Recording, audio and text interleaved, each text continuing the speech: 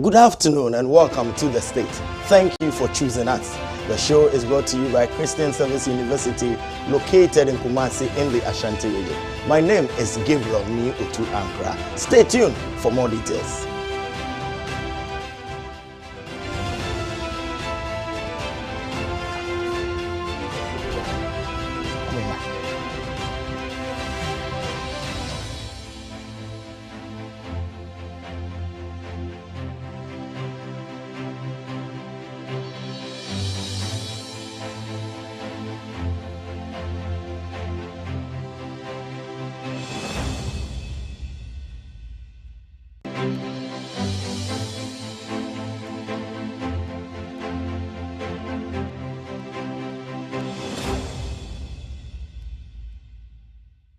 The Christian Service University, a fully chartered private university in Ghana, is inviting applications for admission. Undergraduate programs include BSc Nursing and Midwifery, Computer Science, Information Technology, Bachelor of Business Administration, BA Communication Studies, Planning and Social Development, and Theology with Administration. Postgraduate programs include MSc in Accounting and Finance, Monitoring and Evaluation, Corporate Planning and Governance. We have MA MPhil Communication Studies, MA Christian Ministry with Management, Event Management, MPhil English and Mathematics Education. With quality, faculty and state-of-the-art facilities, we blend academic work with entrepreneurial mindset in all our programs. For more information, please call 0246 275375, 0240-154825, or 0244-596603, or visit our website www.csuc.edu.gh. CSU is located at Odeneho Kwadaso on the Kumasi-Obuasi Road, 100 meters off Star Junction. Choose CSU today to secure the future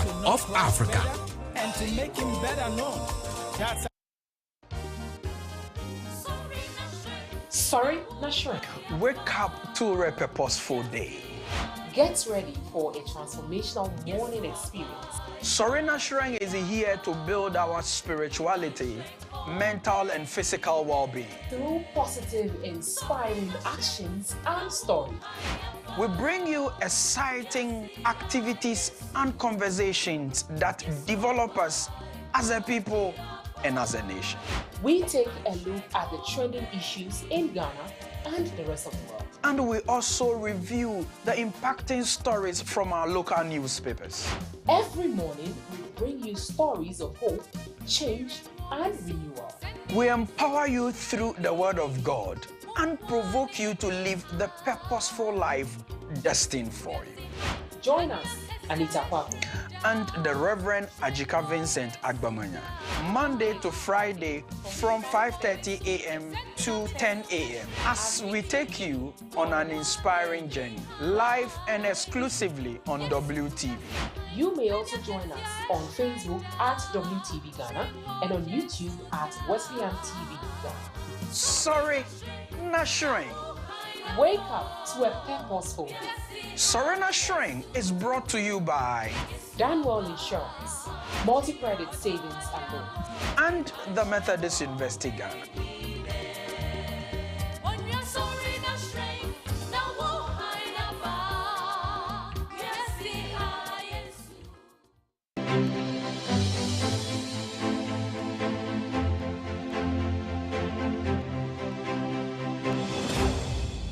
Welcome back. Let us do W Briefs.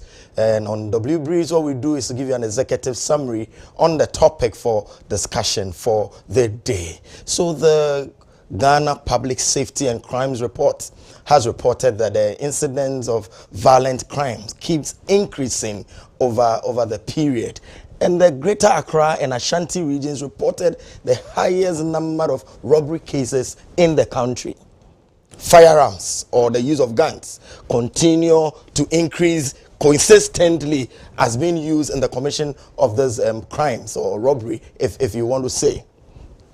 Of the three top violent crimes committed in the country, and the three top violent crimes committed are murder or manslaughter, robberies, and then aggravated assault. So they are murder or manslaughter, armed robbery, or aggravated assault. These are the three topmost violent crimes that are committed in the country. Of all of this, 76% of them are armed robberies, and 74% of these robberies involve the use of guns or the use of firearms.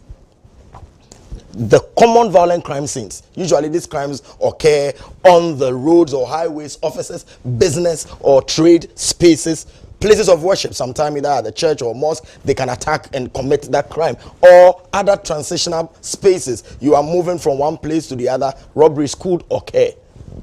On Saturday, just the Saturday, November 2, at the Braka, the market, around the market, those of you who know, Adabraka is in Ankrah, there was the daring daylight robbery right in the presence of onlookers or residents there, and they look stunned, they look surprised, the robbery happened right in their presence. 4 heavily armed and masked men came out of their vehicle, pulled out their gun, and went straight to a Toyota Corolla car parked by a shop, and that space or that stretch has gold dealer shops, so they deal in gold. That stretch where the robbery occurred. Eyewitnesses, what they are telling us, eyewitnesses report, and I know by now you've seen some of the videos that are going viral of the CCTV camera that captured everything that happened. Now these robbers approached the vehicles, they put out their gun and immediately started shooting. They shot into the air sporadically just to disperse of bystanders so that they don't come close to them.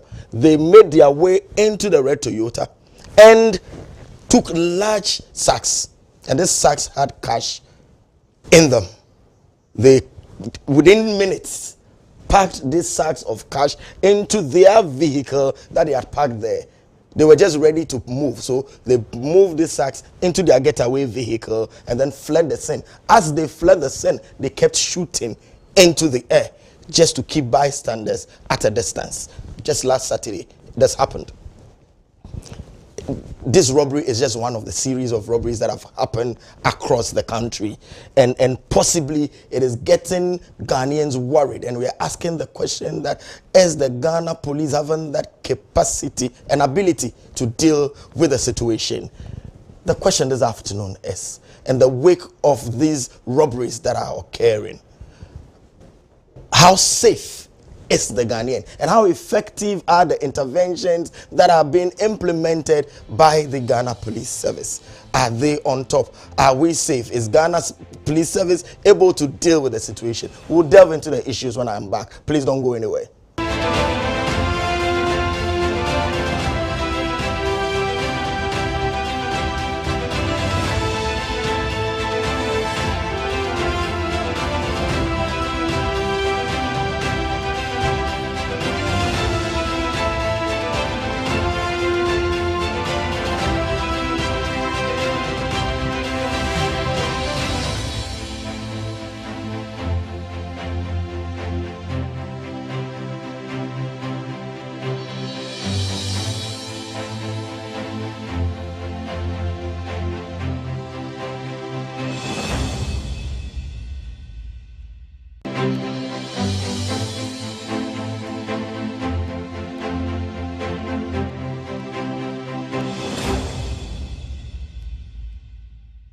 Praise God, praise God.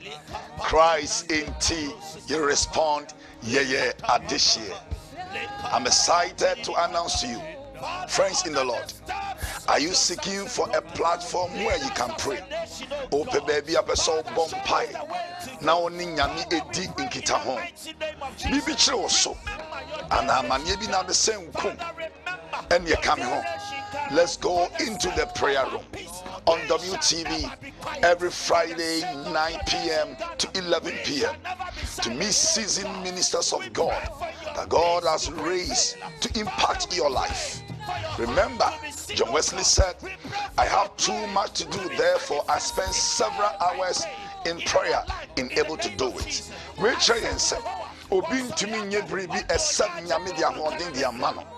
That is why we are calling upon you. Meet myself, Reverend Hosea say, and the Evangelism Mission Renewal Directorate as we lead you into the prayer room where we encounter Christ.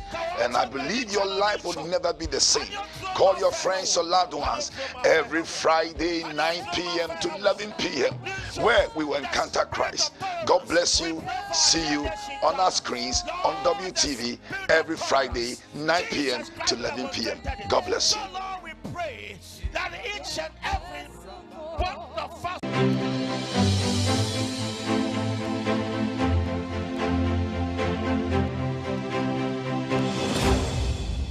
Welcome back. You're on the stage this afternoon. And on the stage this afternoon, the conversation is coming from the back of what happened on Saturday. The armed robbery, that daring daylight robbery that took place around the Adabraka market in Ankrah. So we are delving into the issues, find out what are the drivers to these spate of armed robberies that we seem to be recording in the country. We'll look at the remedies and interventions, if there are any. How do we keep our public safe from these daring, gruesome sometimes, because you can tell the trauma that it brings to even people that are standing by when these heinous crimes are committed. So you wouldn't want to move away. You stay glued to your set as we talk to experts on the spate of robberies in our country and our safety. The show is brought to us by Christian Service University, which is located in Kumasi in the Ashanti region. It is an evangelical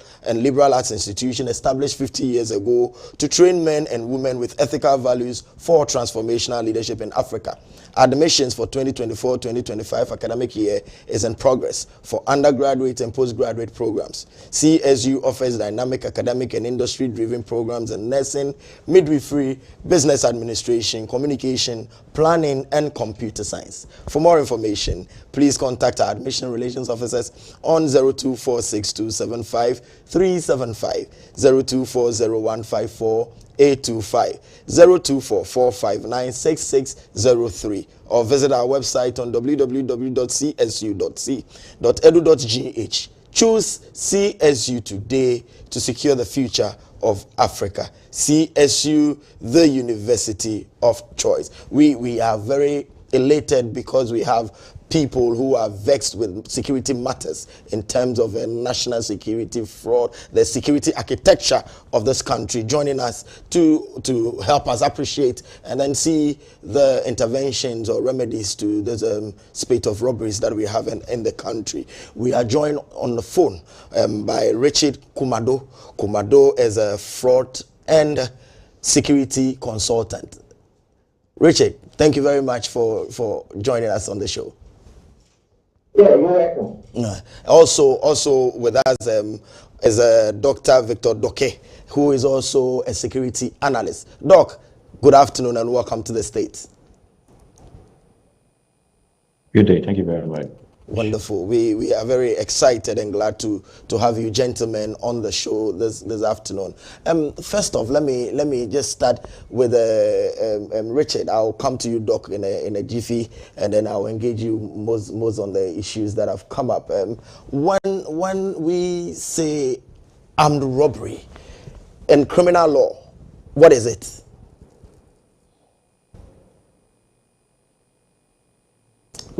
Richard, if you can hear me. Is the question directed to me? Yes, Richard. I'm starting with you. Okay, so ask the question again. Yeah, so Richard, I was going to Doc. No, I'll go to Doc, right? I'll take your preliminary comment, then I'll take that of Doc, then we delve into the issue, the substantive matter. So I was asking that. What was the question? Yeah, so I was asking that when we say armed robbery, you appreciating. Okay, so armed robbery are crimes committed. Armed robbery is just one of those crimes committed by criminals against victims. Crime victims, we call them. But to the extent that we use the word armed, it means that it presupposes that derives its name from use of guns or use of violence or use of any other instrument that can have the probability and ability of creating chaos or has the capacity of injuring the crime victim. So basically, when we talk about armed robbery and you look at their methodology, and the models of operandi. That is what it is. That is what it is. Okay. Thank you, Doc. Doc, for your preliminary comments. I don't want to ask whether you were surprised about the incident that happened in Adabraka, but how did it come to you, Doctor? Well, Doc? thank you very much. Can you hear me?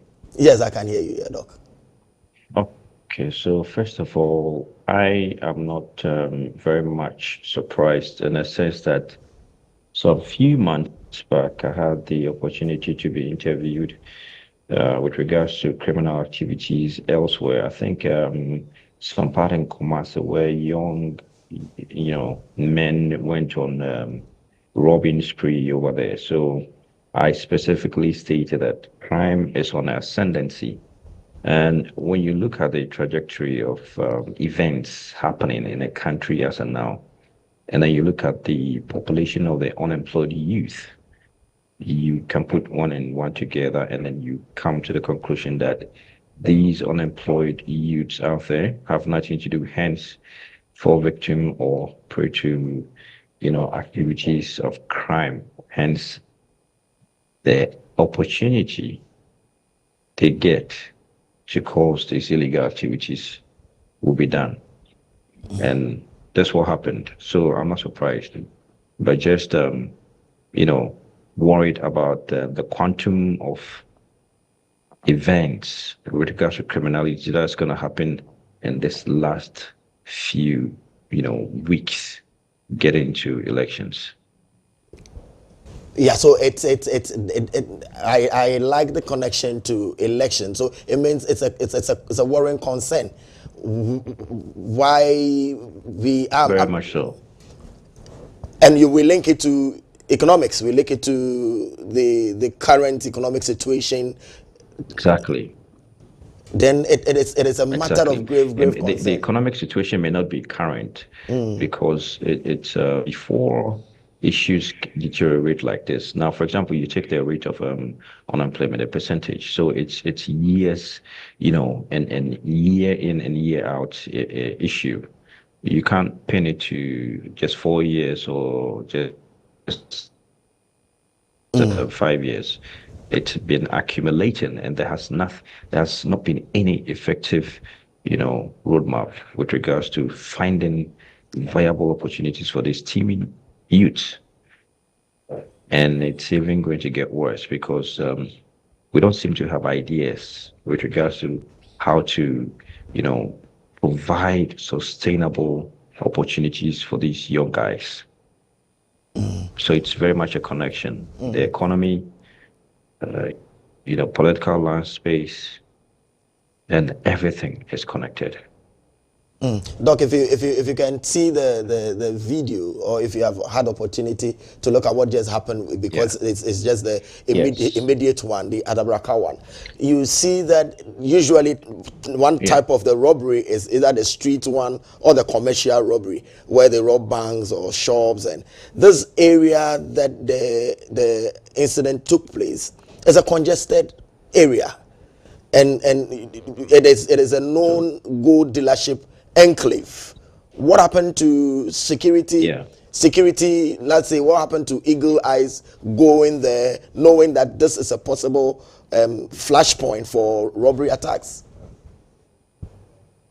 Okay, so there are a number of processes when you talk about securing a place. The onus lies on you, the individual or the organization, to seek for protection, which you can, to either a private security firm, or you can request from the state, the police service, to render security services for you at a fee or something like that. Now, with regards to this gold dealership, yes, it has existed in the area for so long. So the inhabitants, the young people, they know about this particular dealings, okay? Now you talk about the people who are in there doing the business themselves. Okay, who are those who come in and go out? We've seen the CCTV.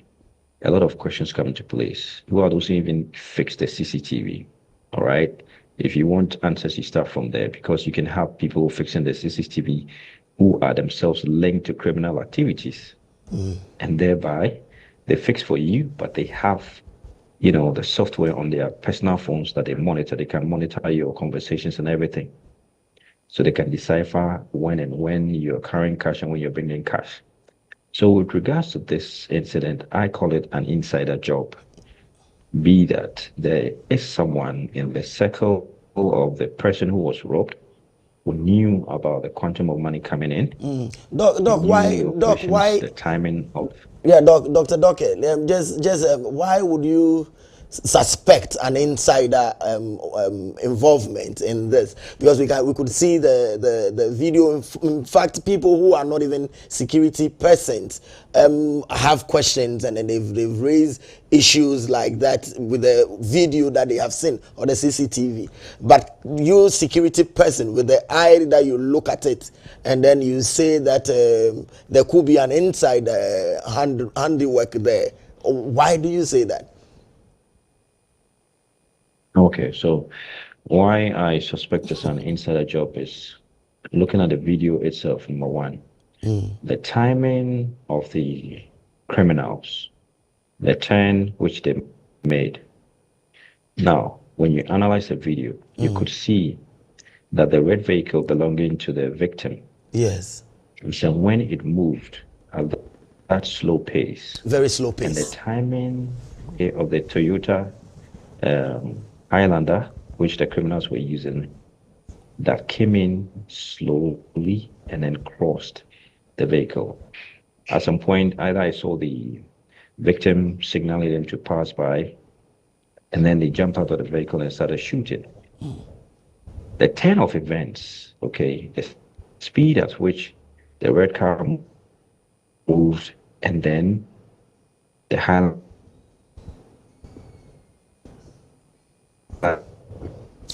crossed is so suspicious. Hitting the robbers, giving them every, account, step by step. Doc, we seem to be losing you. As to the money is being carried in the. Can you hear me now? Yes, it's clearer now. Yes. So you have someone standing by somewhere giving a blow-by-blow account to the robbers. Okay?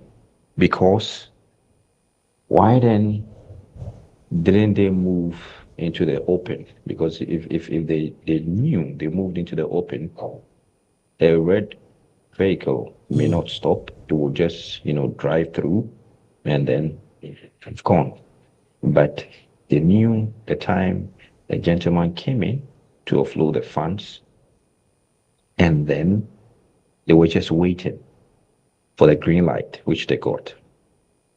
Okay, from everything that I've seen, it just gives me the niche that this has an incident. There could possibly be an insider. You talk about robberies. Yeah, when you talk about robberies such as this, even the ones we experience in our various homes, those who have experienced in the homes, it comes to those who know the victims, those who are around the area. Okay, the victims are in one way connected to the perpetrators, and so that's why we need to be very careful of our surroundings. Yes, Doc. Let me just take you, Richard. I'll take your thoughts on one of the issues that I will address soon. But let me just finish with Doc on this. Doc, the trend. When we look at the trend of robberies that we are reporting or recording, for instance, in February 2021, we had a bullion van attack near Kingsway. In March 2021, so just February, then March, there was a robbery at Bachona Spintex, where two armed guys on a motorbike also just slashed somebody's things from him. Then there was one at Adedimpo, Jamestown. Then we had another, then the robbery incident, 2022, February, around the industrial area, North Kanishe. In all these occurrences or cases of robbery that we've recorded or reported, you know, police said they conducted investigations into it, and in the reports we had some of the police people being implicated or being named as being part of they have a hand in this incident of robbery. So if the very people who are to ensure our safety are found out to be the very ones who are perpetuating that crime or committing, they say, do you find police complicity in these incidents? Well, first of all, I wish I could get the report that says that one or two policemen, except the ones who read in the news. But with what specifically you've mentioned, I wish there was a sort of report I could have gotten to see first of all before commenting. But assuming, okay, that what you've mentioned is true, assuming it is true, and that the security services agent have been named. Yes, Doc. The public crime. Then, Doc, yes, the public safety crimes report mentioned that those who were killed at the Ashaman incident in particular were two policemen. They were victims. Yes, but they were involved in the act, and then out of the firing or exchange of fire, they became victims.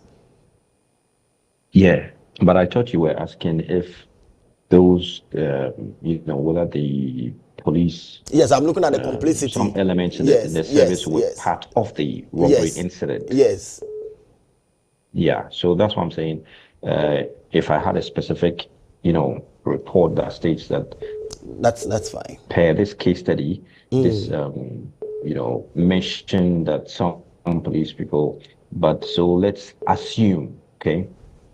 Let's assume that's okay. That a robbery incident in the past has, fingered some, persons or personnel in the service. Then what it means is what we need to really, conduct a very effective and efficient background checks on the people we employ in the service.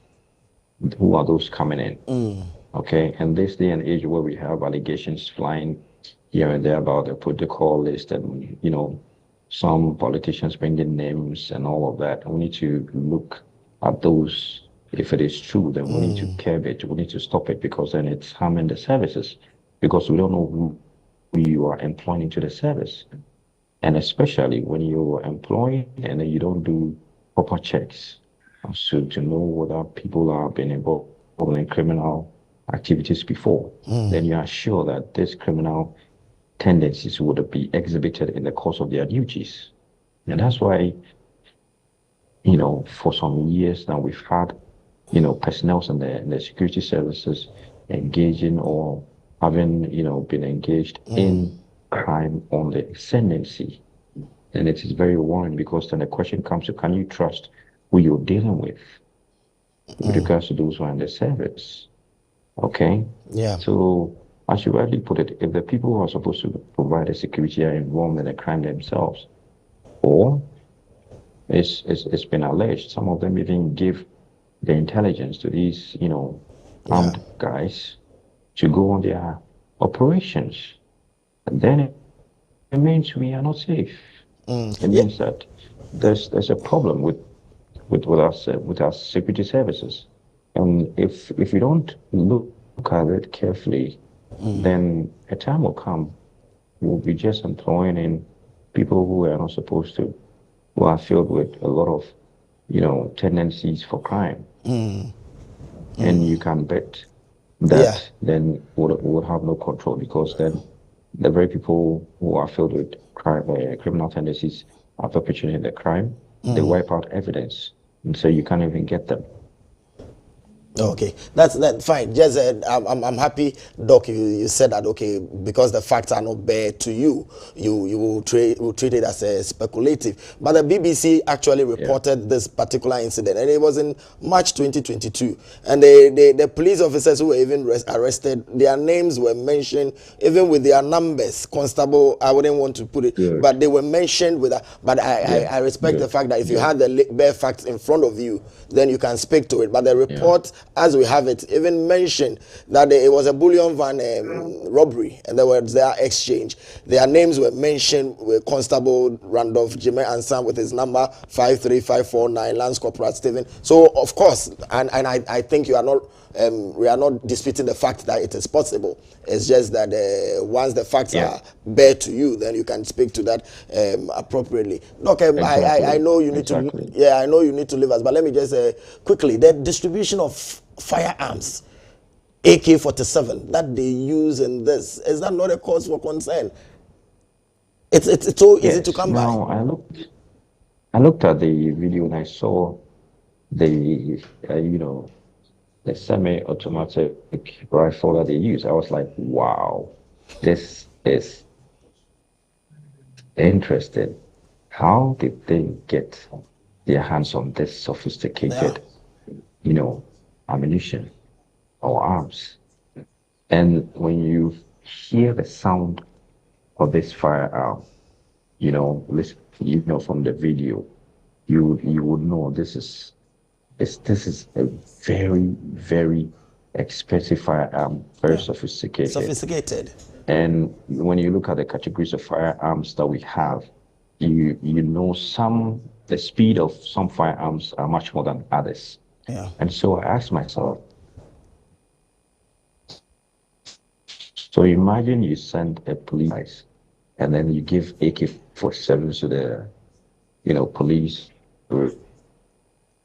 response team, and these guys with their, sophisticated arms, firing at a speed we don't know, then the response, you are bet to, you conclude that they would overpower the police because the speed of their bullets will hit hard that of the police. And when we talk about the presence or the proliferation of small arms and light weapons, it only comes to our porous borders, land, air, and sea. So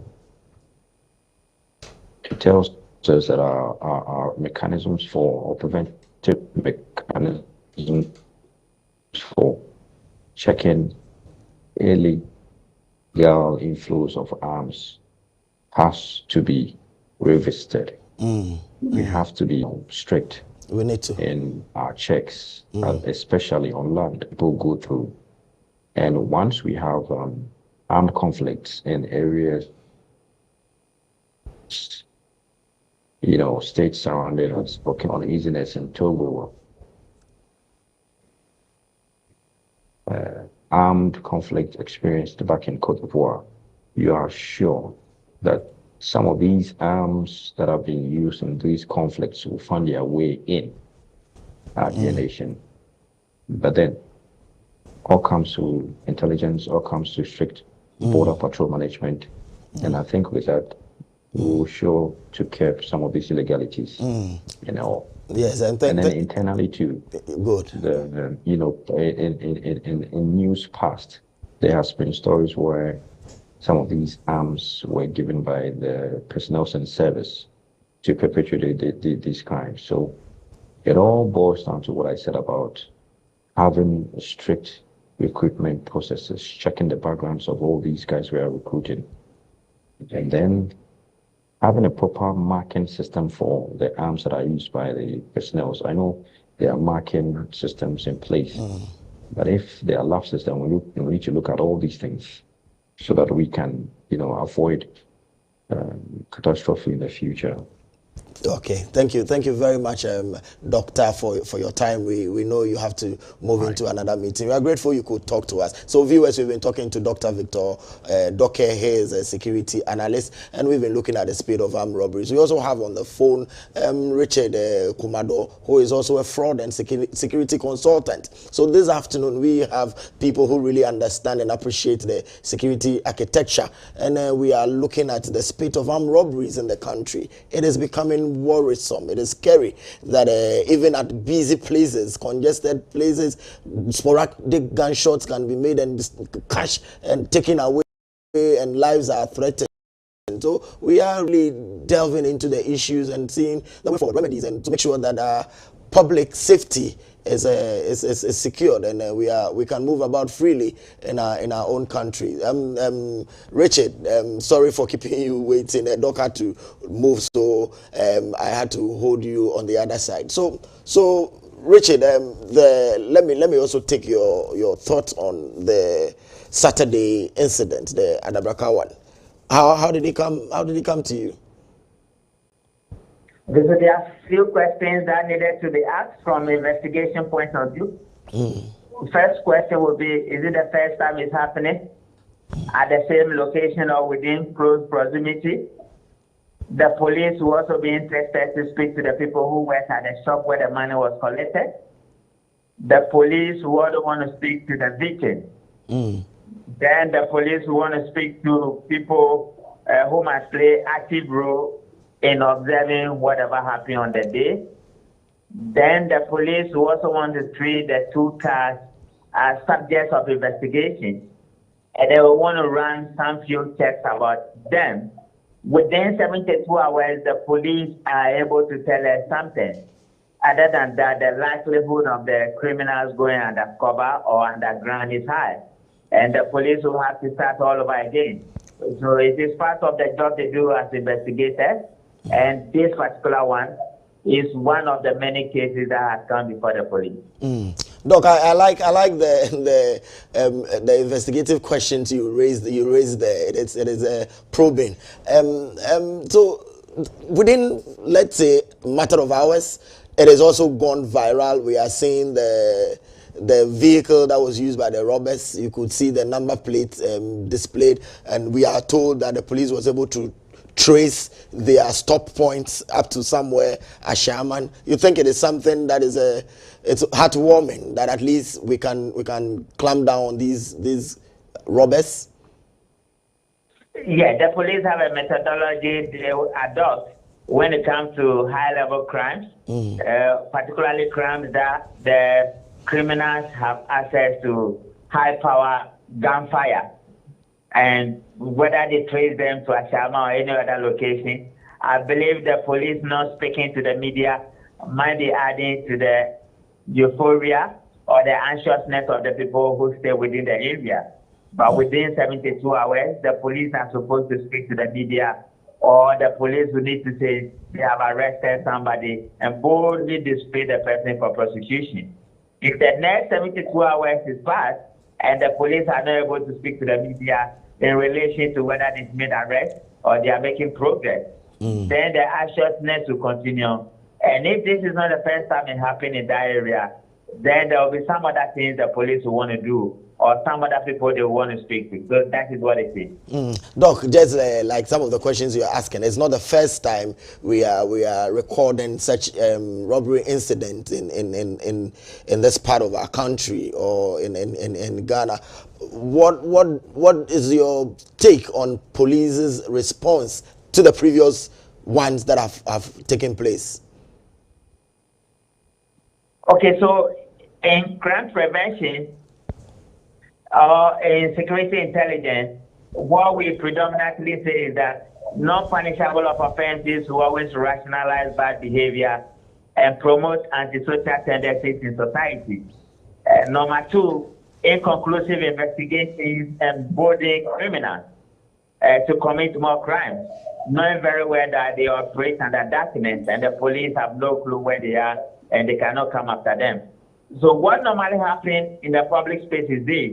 If you want to see who controls the public space, anytime the police is very aggressive within the public space, crimes such as these go downward, and they never occur in the first place. But anytime you see crimes such as this occurring, which means that the criminals are dominating the public space, and the police will want to fight back. And so that is the way they behave, and it is left with the police to show that they have the capacity and the capability of dealing with crimes such as this, arresting perpetrators and bringing them to book. Richard, interesting there.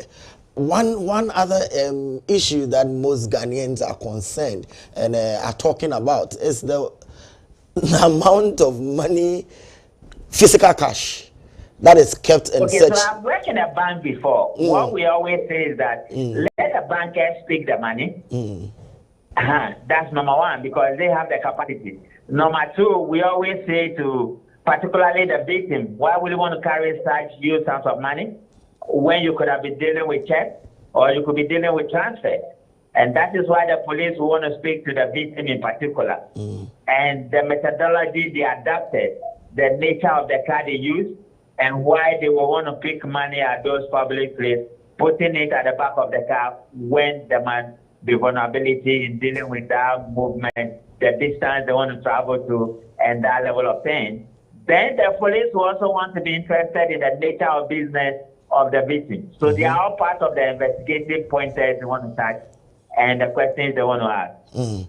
Yeah, when Victor was on the line, Dr. Victor Doke was on the line, and we saw the video, which I believe you've also seen. You realize that he was emphatic on the fact that he could finger an insider work in the thing, because he looked at the position of the Toyota Corolla that was blocked and the money taken. And do you also see some insider work in the whole, should I say, drama that unfolded? No, they are all part of the options available to the frontline investigators. And that is why it's important to speak to the people who work at a particular place, particularly to find out whether that's the first time that crime is happening around there in relation to the particular business location, and whether the first crime involves the same victim. And they also want to speak to the victim in particular, particularly the driver of the victim's car. So they are all part of the avenues and available touches within the crime scene that they want to be interested in. I want your advice. I'm hoping my producer will show on the screen the reaction, or should I say the response of the bystanders at this place that the robbery took place. If you've seen the videos, you could see an orange seller who was the least perturbed. She was standing there with a hand on the waist, and just if you could see that orange seller there, you could see guns, shots in the air, and she looked not moved, and she was just watching. What advice will you give to, because those of us sitting and watching it on the screen see it as risky? No, probably it took them by surprise. So the element of surprise makes it sure that they don't know what to do within a spell of moment, or they are used to such crimes, so they say it to be a normal thing. So these are the two scenarios. Or the third one, knowing very well that if you pick a phone call, you make a phone call, the robbers may come after you. Or you make a move, they may say you are running to go and call the police. So probably they thought it's wise to stand still and to observe whatever happens. So such people will be one of the people that police will want to speak to as a crime witness. So surprise at the peril of your life. Yeah, you see they are shooting guns, and you are so surprised that you are watching the how do we call it, the cartridges or this and flying. And I was thinking maybe we could caution bystanders that in the event of this, what do you do? Do you crawl on the floor? Do you vanish? What do you do? No, it depends. It depends the direction of the gun and where the bullets are coming from. If they are shooting it into the air, it has different implications. If they are firing into, if there's a crossfire, that also has a different implication. And if you are running and you do not know the direction of the gun or the bullet and the speed at which they are being fired and the nature of the gun is being used, you may be caught up in a crossfire, and that may create injuries or lead to death. So dependent on the direction of the firing or the whole act. And the position of you as a witness.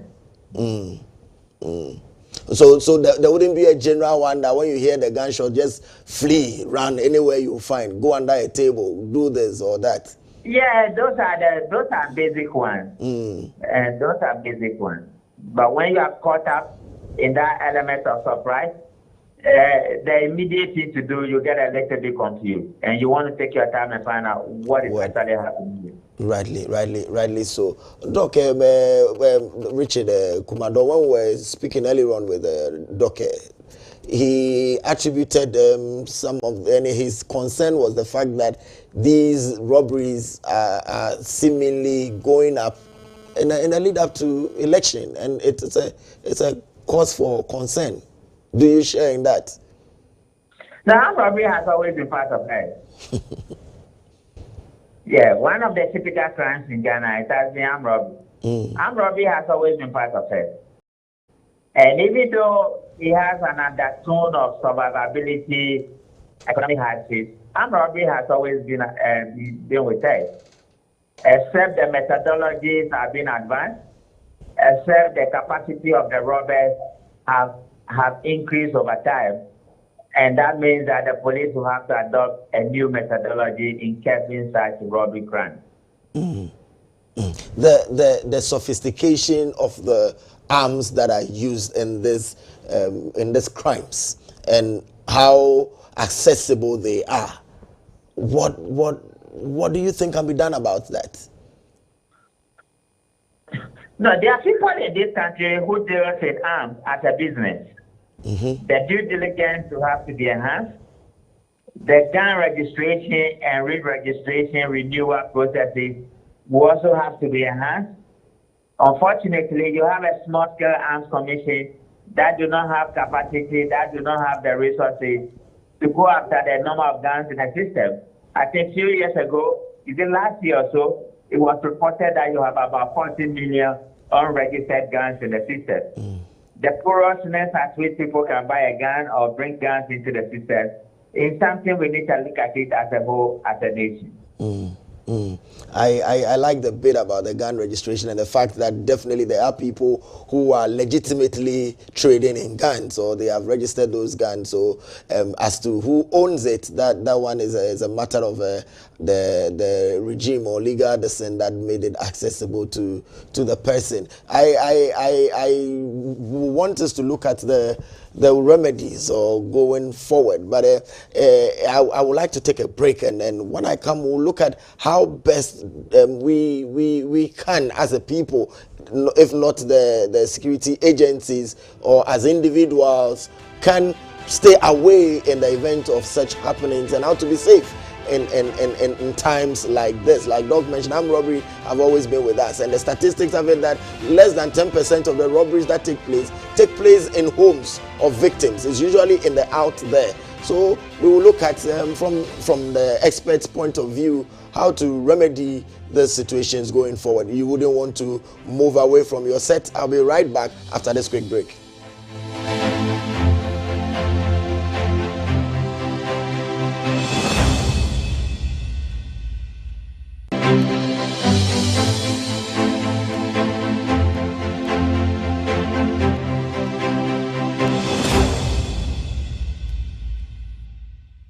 The Christian Service University, a fully chartered private university in Ghana, is inviting applications for admission. Undergraduate programs include BSc Nursing and Midwifery, Computer Science, Information Technology, Bachelor of Business Administration, BA Communication Studies, Planning and Social Development, and Theology with Administration. Postgraduate programs include MSc in Accounting and Finance, Monitoring and Evaluation, Corporate Planning and Governance. We have MA, MPhil Communication Studies, MA Christian Ministry with Management, Event Management, MPhil English and Mathematics Education. With quality, faculty and state-of-the-art facilities, we blend academic work with entrepreneurial mindset in all our programs. For more information, please call 0246 275375, 0240-154825 or 0244-596603 or visit our website www.csuc.edu.gh. CSU is located at Odenaho Kwadaso on the Kumasi Obuasi Road, 100 meters off Star Junction. Choose CSU today to secure the future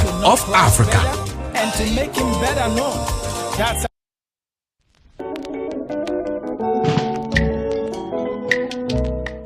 Nyansa, it's Shan and Peninano, and I agent in Peninano. To baby Biara and Penufuashia, Nay Shire Junino.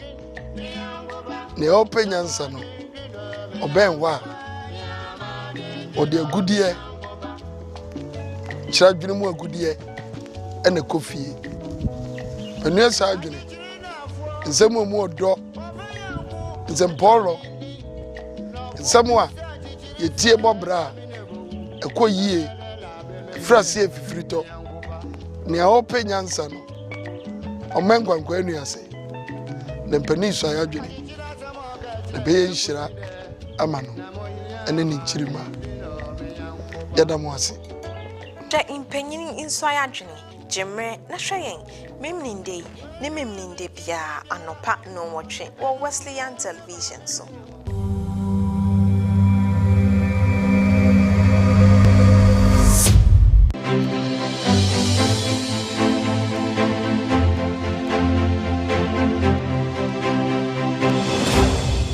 Welcome back from the break. And if you are just joining us on the States this afternoon, we've been looking at the spate of armed robberies in the country with a particular look at what transpired on Saturday, November 2, around the Adabraka market. And we've had experts share their thoughts on the incident. We earlier on had Dr. Victor Doke, who is a security analyst, join us, share his thoughts. And we've been on the line before going on the break with Richard Kumado, who is a fraud and security consultant, is an authority when it comes to talking about the security architecture or investigations, as it were, in crime settings, and he's been helping in the conversation.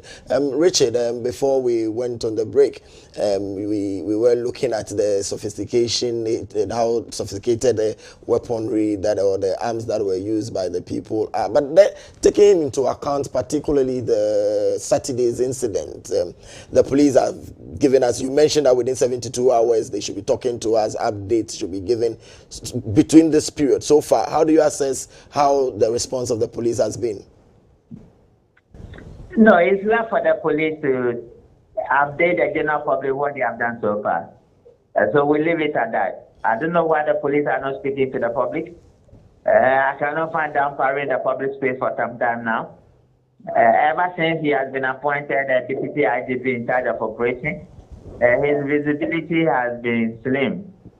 So it is on the police to come to the public and speak on the issue, particularly this particular one that has a public interest, considering the nature of the crime and the weapons involved. So the police must come out and speak to the people, speak to the media on what is being done. Richard, interestingly, Ghanaians are asking that we've seen police visibility, the motorbikes, and they on them with chasing cars and inspecting driver licenses and things. What happened to visibility at such flash points, at such points that we know are armed robbery prone areas? Is the security architecture able to cover such places? Now, it's the police that determine where those on the motorbike should go. It's the police that determine where those in the undercover cars should go, and at what point, and the reason for going there. So if the police have determined that this particular place has become a high crime zone or high intensity crime area, then the approach and the methodology and the total number of people whether in plain uniform or undercover, they will determine that, and that is the approach they are going to take. Okay, rightly so. Richard, if you watch closely the videos or what we have access to as to what happened at the Adabraka market, you realize that there were children also walking around. We could see students who had closed from school and they were on that stretch. And then what happens to victim support or support for victims, those who live around, those who are nearby? You live in a country where there's no welfare. You do not have any welfare system here. So if you find yourself as a crime victim within a crossfire with relation to the type and the nature of crime we are talking about, I don't know whether the state has any remedy of giving you any form of compensation. I remember a small boy was shot because the mother sent him to buy medicine. I don't know whether the state is taking care of that boy or not, even though there has been a commission and the commission report is out. So to the extent that your welfare system is not right, you'll be left on your own and that of your family, or unless God himself comes down to help you. It's interesting. So how would this, should I say, vulnerable person, maybe I think I have the answer. You tell me they should tell their parents to choose their leaders well. I was going to ask you, how would they express or articulate their interest in getting a better welfare system? I didn't hear the question. I said I was answering myself, because the next question I was going to ask you, that you bemoan the situation where we don't have a welfare system that will take care of these people. So I was tempted to ask you that, how would you advise the vulnerable to articulate their interests? But I answered myself that it depends. Yeah, if you have facility and there are children involved, you may need psychological help for them because of the trauma. Exactly. You might want to change their environment and so that they socialize more, because the state hasn't made any provision, and the state will pretend as if they do not have the capacity to provide such. So that is where we are as a nation. Right. What remedies will you prefer for? No, for parents, if your child is found in crossfire, you have the duty and responsibility to ensure that they are cleaned up upwards. Otherwise, they grow up and they also want to perpetrate the same crime as revenge. So you have the responsibility to ensure. Above all, pray that you don't get caught in such a crossfire. Now, generally, armed robbery menace that we are having, what solutions will you? No, the police. It's back to the police. The police will have to be more aggressive. And I give you the scenario. Once the police is aggressive, they go underground. If the police have become like a discipline and they relax, the armed robbers or the criminals take the public space, and it become a fight between them and the police as to who are the kings and queens of the public space. And that has always been the challenge that these two groups are going to face almost all the time. Thank you very much. We want to thank you, Richard Kumado. You're welcome.